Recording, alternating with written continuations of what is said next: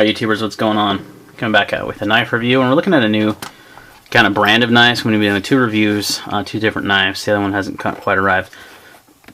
This is Reate knives. They are made in China, but it's a newer company that has been making some pretty awesome knives for the money. So I kind of wanted to check them out, and I had the opportunity to get on a pass around for this knife, which is the District 9B, and the Hills model, I believe it's called. So the other one should have already been here, but the Postal Service is having its typical holiday shenanigans. So anyway, let's talk about the knife. This is the District 9B. It's kind of hard to pick up in this lighting. This has actually got a bronze, or not a bronze, a purple hue to the titanium finish, which is pretty cool. If you get it in the right light, you can really see the purple, but in this lighting you can't, so it's kind of different. Pretty cool little aspect of it. This is a large pocket folder. Large and weighty, very heavy. I think it weighs in close to 8 ounces. So this is not a lightweight knife in any way, shape, or form. 7.7.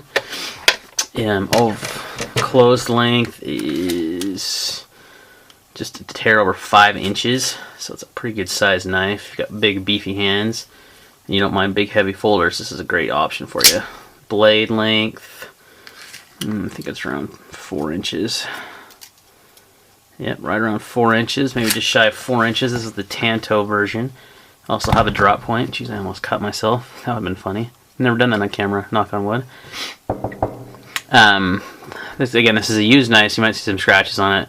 It's a pass-around knife, so it's seen some use and abuse. S35 VN steel, so you're getting a really good steel. Again, titanium frame lock. The frame lock is a really good lockup. You see the steel insert that is adjustable, and you have your LB lock bar stabilizer. This is not a rotoblock like a Lion steel. This is just kind of a decorative lock bar stabilizer. It doesn't turn or anything like that. So then you got the pod clip. Now, one thing I've noticed on this clip is it's much nicer. It really flows more with the lines of the knife, and it's, I believe, titanium. Could be stainless steel. I think it's titanium though, pocket clip. Some of the other models I've seen have a kind of a chintzier looking steel pocket clip, so this is kind of an upgrade, it looks like.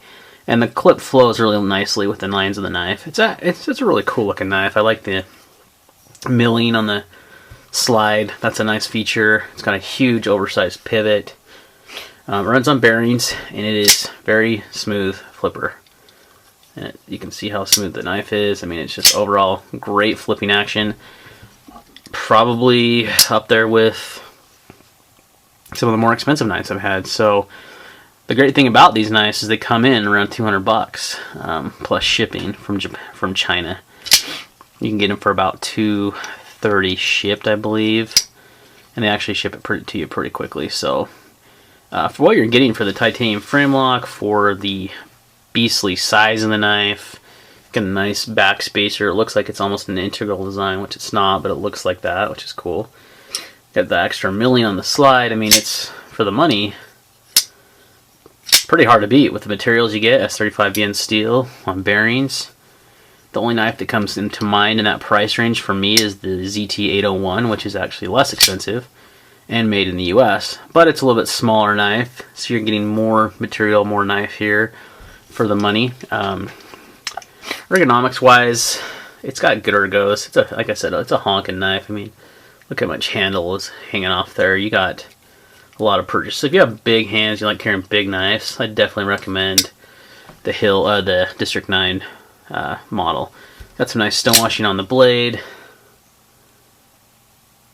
I mean, the fit and finish of this knife is up there with really high-end knives. I mean, like mid-techs that I've owned and high-end productions. Yeah, I mean, it's up there, and for the price, it's kind of hard to beat. Like I said, the only one that really comes to mind is the ZT801, and aesthetically wise, this actually has I like the blackwash model quite a bit. That one looks pretty cool, but this is just the standard 801's kind of boring. A lot of people anodize them and such. This has got anodizing from the factory. It's got the grooves, so you know, pretty close in price range too. So for a new company that's kind of really making a splash in the knife world right now, because they're producing these overseas, yet they're not using, you know, Chinese steel. They're using U.S. steel, S35Yen. They're using U.S. titanium, 6L4V, I believe is what it's called. You got, I think the new models have a ceramic detent and ceramic ball bearings.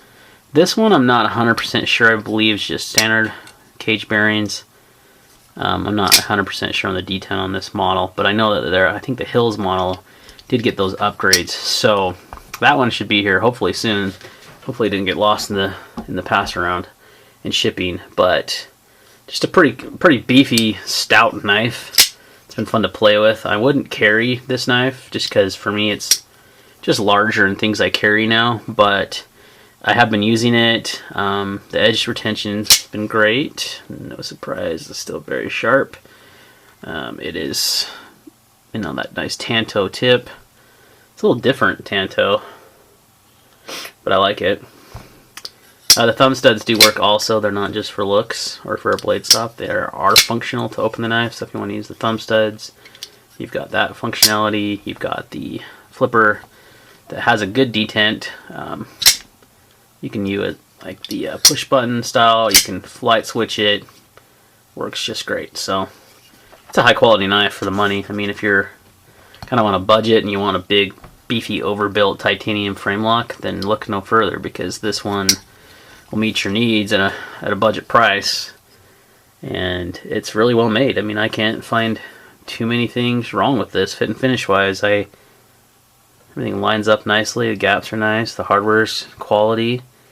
It's on bearings, not washers. Yeah, I mean, really high value. So if you're interested in a beefy, large titanium frame lock, the Reate District 9B is a good option, guys. I think that's it. I've had it for about a week. I have been carrying it. It's not something I would typically carry, but I wanted to carry it just to kind of evaluate it.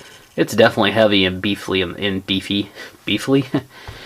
the pocket. So it's a little, for me, like I said, a little big. But for you guys that like carrying these big overbuilt folders, this is definitely one you should look into. So, all right, guys, that is going to be my review on the Reate District 9B.